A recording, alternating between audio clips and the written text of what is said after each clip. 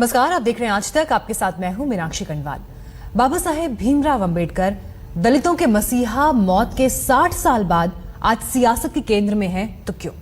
कभी सिर्फ दलितों के नेता माने जाने वाले बाबा साहेब को अपना नेता बताने में आज न सरकार पीछे है न विपक्ष।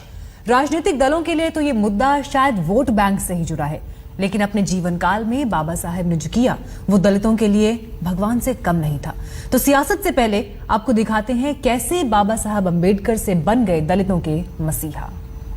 मैं यहाँ पर संविधान की अच्छाइयां गिनाने नहीं जाऊंगा, क्योंकि मुझे लगता है कि संविधान कितना भी अच्छा क्यों ना हो, वो अंततः बुरा साबित होगा अगर उसे इस्तेमाल में लाने वाले लोग बुरे होंगे, और संविधान कितना भी बुरा क्यों ना हो, वो अंततः अच्छा साबित होगा अगर उसे इस्तेमाल में लाने वाले लोग अच्छे हों। 2 साल 11 महीने 17 दिन बाद संविधान सभा की ड्राफ्ट कमेटी के चेयरमैन के तौर पर डॉक्टर भीमराव अंबेडकर जब अपना आखिरी भाषण दे रहे थे, उनकी आंखों में भारत की एकता और स्वतंत्रता के भविष्य को लेकर गंभीर चिंतन मंथन का दौर चल रहा था। संविधान सभा में बोलते हुए तब डॉक्टर अंबेडकर ने साफ लफ्जों में भारत के राजनीतिक दलों को देश की एकता अखंडता के लिए आगाह किया था। डॉक्टर अंबेडकर ने कहा था, 26 जनवरी 1950 को भारत एक स्वतंत्र राष्ट्र होगा, लेकिन उसकी स्वतंत्रता का भविष्य क्या है? क्या वह अपनी स्वतंत्रता बनाए रखेगा या उसे फिर खो देगा? मेरे मन में आने वाला ये पहला विचार है। 26 जनवरी 1950 को भारत एक प्रजातांत्रिक देश बन जाएगा कि उस दिन से भारत में जनता द्वारा और जनता के लिए बनी एक सरकार होगी। क्या भारत अपने प्रजातांत्रिक संविधान को बनाए रखेगा या उसे फिर से खो देगा? मेरे मन में आने वाला ये दूसरा विचार है, और यह भी पहले विचार जितना ही चिंताजनक है।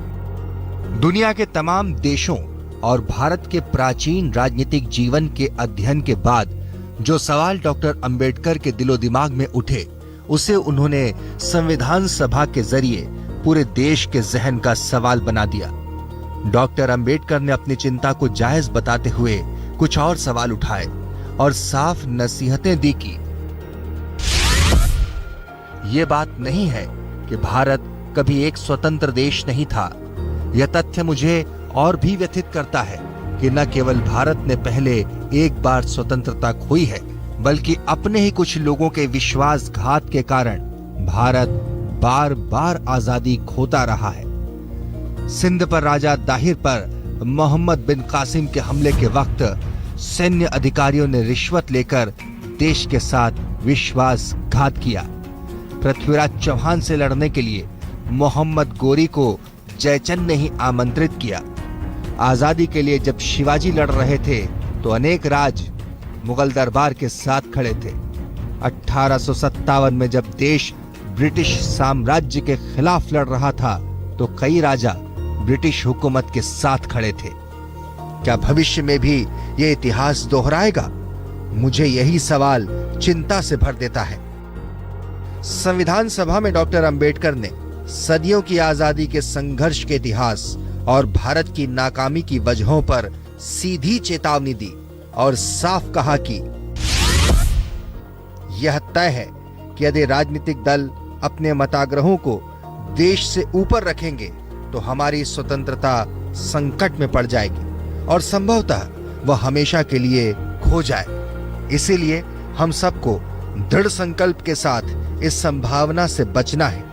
हमें अपने खून की आखिरी बूंद तक अपने महान देश की स्वतंत्रता की रक्षा करनी है। डॉक्टर अंबेडकर ताजिंदगी जाति और मजहब की बेड़ियों को खत्म करने के लिए संवैधानिक उपायों के आश्रय संघर्ष करते रहे। जाति धर्म की बातों को देश से ऊपर रखने का कड़ा विरोध किया। वो ताजिंदगी सामाजिक भेदभाव, गैर बराबरी के खिलाफ लड़ते रहे, लेकिन उनका रास्ता हमेशा अहिंसक बना रहा। अपने विरोधियों में सुधार के लिए उन्होंने खुद की जिंदगी की मशाल जलाई। भगवान बुद्ध के उपदेशों का आसरा लिया। पूरी जिंदगी शोषण और छुआछूत के विरुद्ध अहिंसक लड़ाई लड़ते हुए गुजार दी। यही वजह है कि कि जब उन्होंने संविधान को आकार दिया तो लोकतंत्र के जरिए नागरिकों की आजादी तय की, छुआछूत खत्म कर हर नागरिक को सामाजिक समानता के एक पायदान पर ला खड़ा किया। जो विकास के मुख्य धारा में सामाजिक भेदभाव की वजह से पिछड़ गए, उनके लिए आरक्षण की व्यवस्था डॉक्टर अंबेडकर ने संविधान में सुनिश्चित कर दबे कुचलों को ताकतवर बनाने का संविधान मंत्र दिया। तो आप किसी व्यक्ति की कामयाबी या नाकामयाबी इस बात से तौलिए कि वो समाज उनको कहां पर रखता है। भारतीय दलित या भारतीय वंचित और पिछड़े वर्ग के लोग अगर आज अंबेडकर को अपने सिर पर बैठाते हैं तो आप इस बात को समझ सकते हैं कि इन सारे लोगों की बेहतरी के लिए, भलाई के लिए उन्होंने कितना बड़ा काम किया। और ये बड़ा काम सिर्फ दलितों और पिछड़ों के लिए नहीं था। आजादी के आंदोलन में जहां एक ओर महात्मा गांधी की अगुवाई में कांग्रेस अंग्रेजों को भारत से बाहर करने के मोर्चे पर खड़ी थी, वहीं डॉक्टर अंबेडकर के सामने दूसरे अहम और गंभीर सवाल खड़े थे कि आखिर आजादी मिल जाएगी तो करोड़ों दबे कुचले दलित लोगों को क्या उनका हक मिलेगा? वो सैकड़ों साल से मुख्य धारा से अलग थलग पड़े करोड़ों लोगों की जिंदगी में रोशनी की लड़ाई लड़ रहे थे।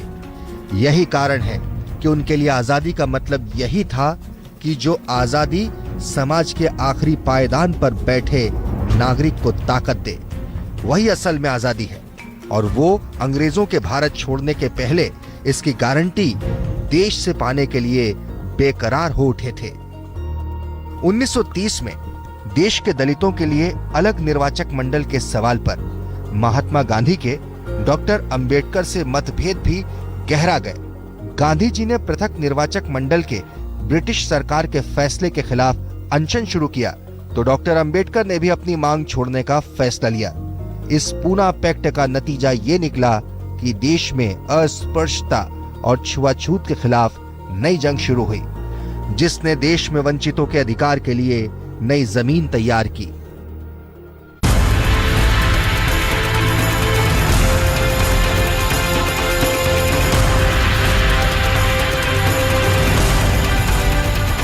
डॉक्टर अंबेडकर के संघर्ष और कानून को समझने की उनकी काबिलियत को गांधी जी की पारखी नजरों ने समझ लिया। देश की आजादी के बाद देश में संविधान निर्माण का मौका आया तो बापू की सलाह पर ही प्रधानमंत्री जवाहरलाल नेहरू ने डॉक्टर भीमराव अंबेडकर को कानून मंत्री नियुक्त किया और फिर संविधान को तैयार करने की बड़ी जिम्मेदारी भी उनके सुपुर्द की। भारतीय संविधान में समता, स्वातंत्र्य और बंधुत्व, ये जो तत्वत्रयी है, ये जो तीन तत्व है, उसको पूरी तरह से जिस तरह से शामिल किया गया है और जिस प्रकार से उसको पूरे संविधान पर ये छा गया है, ये और कोई नहीं कर सकता था।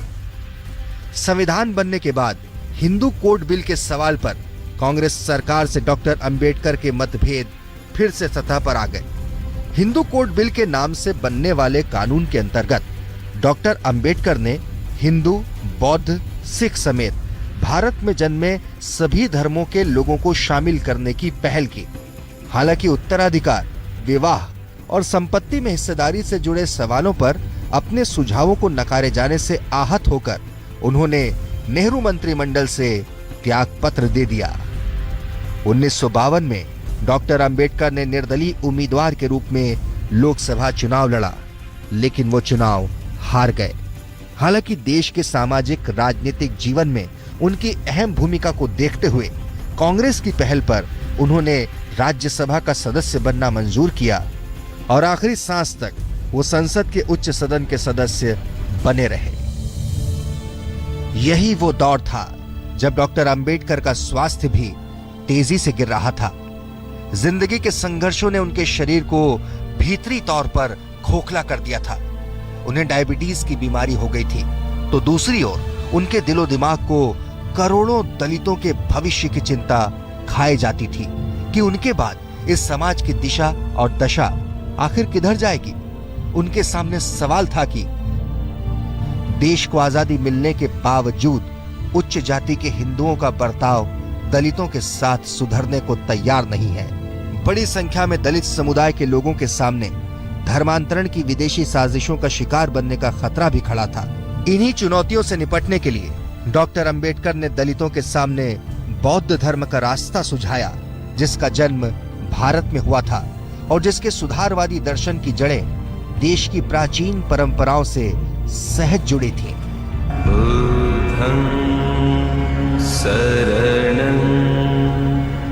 1953 में डॉक्टर अंबेडकर बौद्ध धर्म के अध्ययन के लिए श्रीलंका, बर्मा समेत अनेक देशों के दौरे पर गए। रंगून में आयोजित तीसरे विश्व बौद्ध सम्मेलन में हिस्सा लेने के बाद समर्थकों के साथ डॉक्टर अंबेडकर ने ऐलान किया कि जीवन के आखिर में भगवान बुद्ध की शिक्षाओं में ही उन्हें मुक्ति का रास्ता दिख रहा है। 14 अक्टूबर 1956 को नागपुर की दीक्षा भूमि में डॉक्टर अंबेडकर ने 5 लाख समर्थकों के साथ बौद्ध धर्म की दीक्षा लेकर देश के सामने छुआछूत और अस्पृश्यता के खिलाफ लड़ाई को नया मोड़ दे दिया, जिसमें उनकी चिंता एक ही थी कि देश के करोड़ों दलितों को मुक्ति के रास्ते के लिए भारत से बाहर देखने की जरूरत नहीं है। भारत की मिट्टी और भारत की सनातन जड़ों में ही करोड़ों दलितों की मुक्ति का रास्ता खुद ही छुपा है। दुनिया को मुक्ति का रास्ता दिखाने वाला ये मसीहा खुद भी 6 दिसंबर 1956 को अनंत यात्रा पर चला गया। डॉक्टर अंबेडकर ने 65 साल की उम्र में जीवन यात्रा पूरी कर ली, लेकिन जाने से पहले हजारों सालों से चली आ रही जड़ता को जड़ से हिला गए, जिसके कारण पग पग पर बचपन से उन्हें तकलीफें झेलनी पड़ी। थे कि एक बार बैलगाड़ी से जा रहे थे किसी डेस्टिनेशन के ऊपर और बैलगाड़ी वाले को पता लग गया कि ये दलित है, उसने उतार दिया। तो स्कूल में भी जैसे कि उनको पीछे बैठना पड़ता था, नल की टोटी कोई और खोलता था तब पानी पी। 14 अप्रैल 1891 को मध्य प्रदेश के इंदौर के करीब महू में फौज के सूबेदार मेजर रामजी सकपाल के घर पैदा होने से लेकर कोलंबिया यूनिवर्सिटी और लंदन स्कूल ऑफ इकोनॉमिक्स में डॉक्टरेट की पढ़ाई तक उनका जीवन संघर्ष की अविश्वसनीय गाथा बन गया। लेकिन जैसे बचपन से उन्हें ब्राह्मण शिक्षक महादेव अंबेडकर ने प्यार दुलार देकर अपना नाम तक देकर अंबेडकर नाम इतिहास में अमर कर दिया, तो बड़ौदा के महाराजा सयाजीराव गायकवाड़ ने विदेश में पढ़ाई के लिए वजीफा देकर उनकी राहों के कांटे बुहारने का भी काम किया।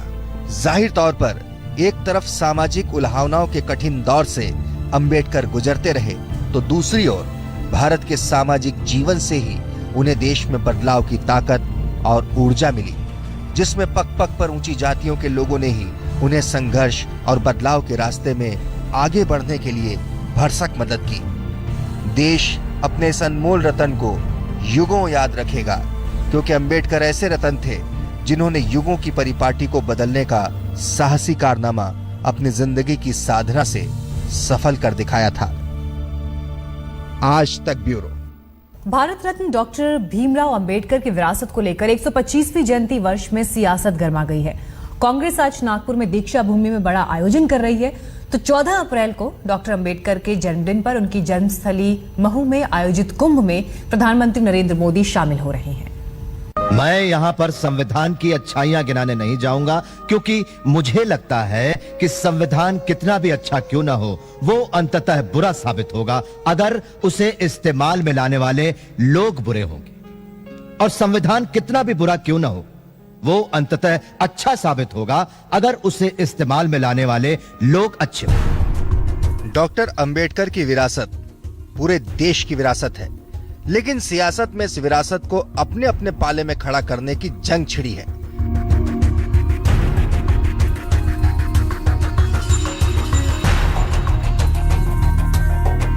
क्योंकि डॉक्टर अंबेडकर की जिंदगी से जुड़े करोड़ों दलितों के वोटों का सवाल तमाम राजनीतिक दलों के लिए राजनीतिक ताकत बनाने और बढ़ाने का सबसे अहम मुद्दा बन गया है।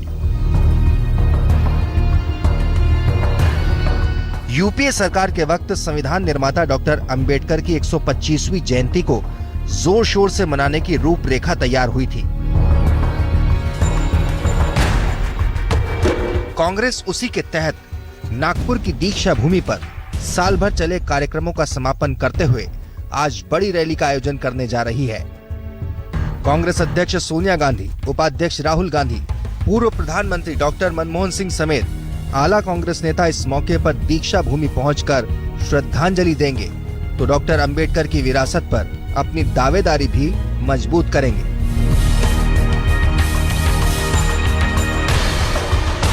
अंबेडकर की विरासत को लेकर छिड़ी जंग में कांग्रेस की नागपुर रैली इसलिए भी अहम है क्योंकि अंबेडकर पर बीजेपी और उसके मातृ संगठन आरएसएस की नजरें अरसे से गड़ी।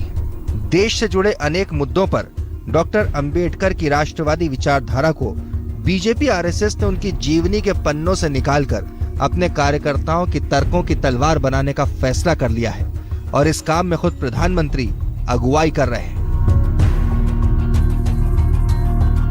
प्रधानमंत्री नरेंद्र मोदी 14 अप्रैल को डॉक्टर अंबेडकर के जन्मदिन के मौके पर उनकी जन्मभूमि महू में आयोजित दलित महाकुंभ में शामिल हो रहे हैं। तो पूरे केंद्र सरकार ने डॉक्टर अंबेडकर से जुड़ी गतिविधियों के प्रचार प्रसार में ताकत झोंक दी है। इसके तहत 197 करोड़ रुपए की लागत से 15 जनपद पर अंबेडकर अंतर्राष्ट्रीय केंद्र की स्थापना शामिल है।